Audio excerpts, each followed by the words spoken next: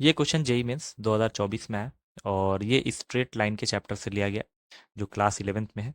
तो क्वेश्चन इस प्रकार है कि the equation of the two sides A B and A C of a triangle A B C are 4x plus Y बराबर 14 and 3x minus 2y बराबर 5 respectively.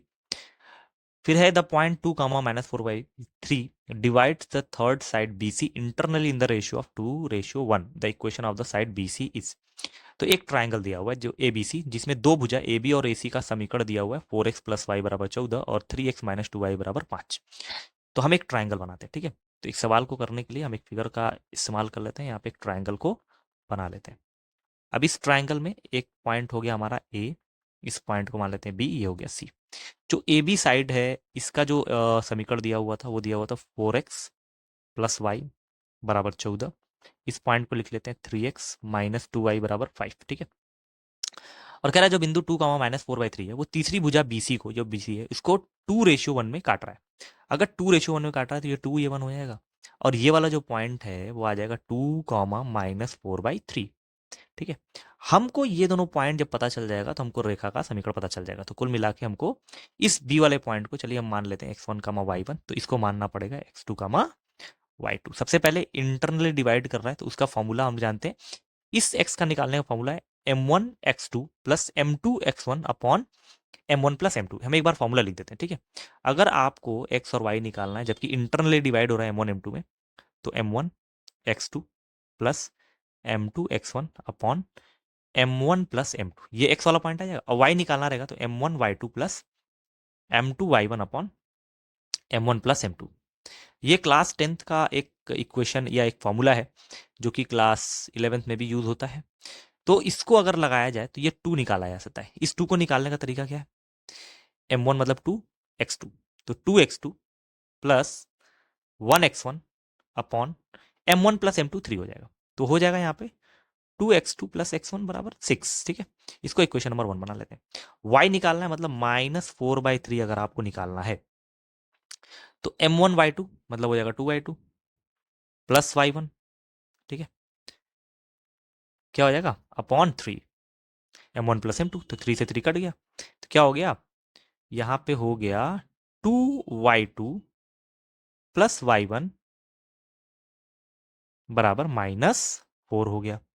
ये हमारा हो गया इक्वेशन नंबर 2 हो गया, ठीक है। पहले इक्वेशन में हमारा x1 प्लस x2 में एक रिलेशन आ रहा है और दूसरे में y1 और y2 में आ रहा है। और क्या कर सकते हैं इसको सॉल्व करने के लिए? हमको चार अननोन वैल्यूज हैं x1 y1 x2 y2। तो कैसे किया जाए? तो हम ऐसा करते हैं कि ये x1 और y1 जो पॉइंट है दिख रहा है यहाँ पे b वाला पॉइंट, ये इस रेखा पर है तो ये इसको फॉलो करेगा, ठीक है। यहाँ पर रख देते हैं तो ये हो जाएगा 4x1 प्लस y1, ठीक है, बराबर 14 हो जाएगा। ये इक्वेशन नंबर 3 हो गया। और इसी प्रकार x2 y2 इस रेखा पर ये भी फॉलो करेगा तो 3x2 माइनस 2y2, ठीक है, ये कितना हो जाएगा? बराबर 5 के बराबर। ये इक्वेशन नंबर 4 हो गया। अब इन सबको सॉल्व कर लिया जाए, ठीक है। तो कैसे सॉल्व किया जाएगा देखते हैं एक बार। तो हम्म यहां से x1 की वैल्यू निकाल लेते हैं और यहां से y1 की निकाल लेते हैं, ठीक है। तो फ्रॉम इक्वेशन नंबर 1 से अगर हम x1 की वैल्यू को निकालते हैं तो 6 माइनस 2x2 आएगा।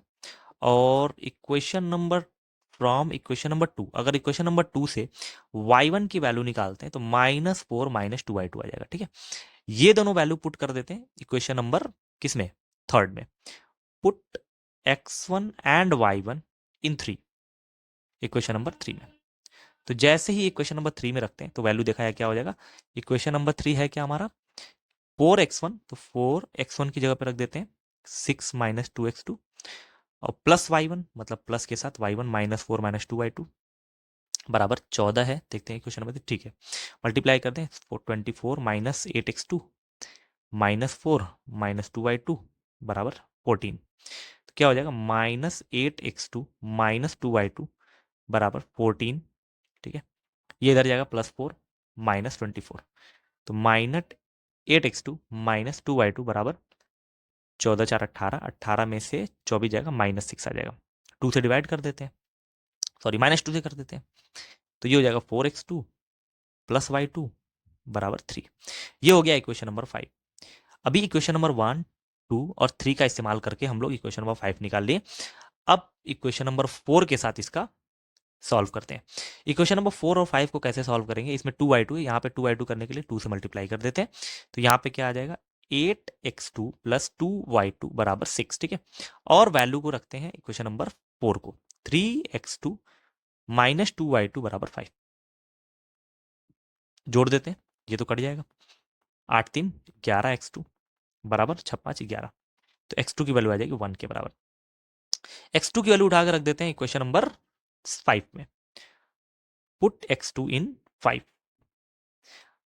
जैसे ही इक्वेशन नंबर 5 में x2 की वैल्यू को 1 रखा जाएगा, तो ये हो जाएगा 4 प्लस y2 बराबर 3। तो y2 बराबर क्या हो जाएगा, y2 बराबर हो जाएगा 3 माइनस 4 मतलब -1 के बराबर। तो x2 y2 क्या आ गया हमारा, x2 कॉमा y2 आ गया 1 कॉमा -1। ठीक है, ये आ गया 1, ये आ गया -1।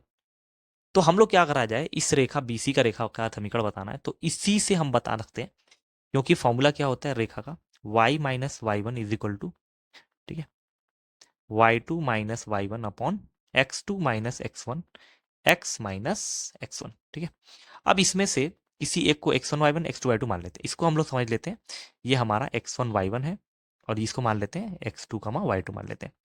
तो रेखा का समीकरण कैसे निकालेंगे, y माइनस वाई वन मतलब +1 हो जाएगा, बराबर y2 minus Y one minus 4/3, ठीक है, +1 अपॉन x2 माइनस x1, तो 2 माइनस 1 इंटू x माइनस 1। ठीक है, तो y plus 1 is equal to, इसको 1 में से 4/3 माइनस करेंगे तो -1/3 आएगा, और नीचे तो अपना 2 - 1 आ जाएगा, तो x माइनस 1 आ जाएगा। 3 इधर मल्टीप्लाई कर देते हैं, तो 3y plus 3 is equal to -x plus 1। इसको इधर लेके आते हैं, ठीक है, तो x को इधर ले आएंगे क्या हो जाएगा, तो x प्लस 3y, 1 को भी इधर ले आएंगे +2 इज इक्वल टू 0। ये हमारा इक्वेशन हो गया, या रेखा BC का समीकरण हो गया। x2 y2 निकालने के बाद इन दोनों को मिला के रेखा बनाएगा, जो यही रेखा आएगी। हम x1 y1 निकाल सकते थे, लेकिन उसकी कोई ज़रूरत नहीं थी, x1 y1 निकालने के बाद भी वही फॉर्मूला आएगा। तो एक बार चेक करते हैं हमारा ऑप्शन कौन सा सही है, तो ऑप्शन नंबर इसमें C जो है वो ज़्यादा सही दिख रहा है, या करेक्ट आंसर दिख रहा है, x प्लस 3y प्लस 2। तो क्वेश्चन में क्या था कि हमारा एक ये पूरा क्वेश्चन जो था वो क्लास 10th से बेस्ड था, क्योंकि क्लास 10th के में ये इंटरनल डिवीजन का फॉर्मूला बताया गया था, अंतर विभाजन वाला। तो उससे हम लोगों ने x1 और y1 और x2 और y2 में 2 रिलेशन निकाला। ठीक है, फिर बाद में x1 y1 जो कि रेखा इस पे एग्जिस्ट करता था, तो उसको रख के इक्वेशन 3, और x2 y2 जो रेखा इस पर एग्जिस्ट करता था, उसको रख के इक्वेशन 4 बनाया गया। फिर इन चारों इक्वेशन को 1 2 3 4 इनको सॉल्व किया गया। तो सॉल्व करने के बाद x2 की वैल्यू 1 और y2 की वैल्यू -1 आने के बाद हमारा पॉइंट आ गया एक 1 -1, जो कि यहाँ पे लिख दिया गया।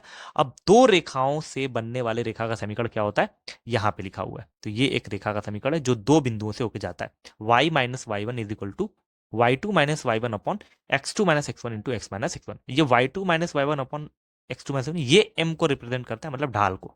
तो जो फॉर्मूला हम लोग पढ़े थे y minus Y one is equal to M X minus x1, ये वही फॉर्मूला होता है, बस ढाल की जगह पे दो बिंदुओं की ढाल का फॉर्मूला लगाते हैं। तो ये हमारा इक्वेशन था, जिसको हम लोग ने इस वैल्यू और इस वैल्यू को रख के प्राप्त किया। तो हमारा जो इक्वेशन आ गया, ये रेखा कौन सी है, ये रेखा BC का फॉर्मूला आ गया x प्लस 3y प्लस 2। तो ये हमारा फाइनल आंसर हो गया, C हमारा क्या है, फाइनल आंसर हो गया।